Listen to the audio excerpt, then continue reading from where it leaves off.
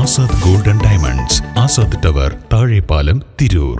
തിരൂർ കോട്ട് കല്ലിങ്ങൽ മഖാമിലെ വലിയ നേർച്ചയ്ക്ക് ചെറിയ കൊടിയേറ്റം നടന്നു. ഈ മാസം 27-28 തീയതികളിലാണ് വലിയ നേർച്ച. 27-ന് വൈകിട്ട് വലിയ കൊടിയേറ്റം നടക്കും.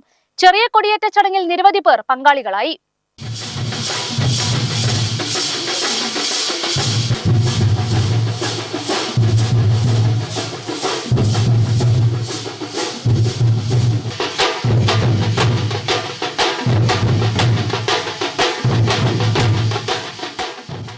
മതമൈത്രിയുടെ പ്രതീകമായ തിരൂർ കോട്ട് കല്ലിങ്ങൽ മഖാം ഷെരീഫിലെ വലിയ നേർച്ചയ്ക്കാണ് നേർച്ചാഘോഷ കമ്മിറ്റിയുടെ നേതൃത്വത്തിൽ ഞായറാഴ്ച രാത്രി ചെറിയ കൊടിയേറ്റമായത്.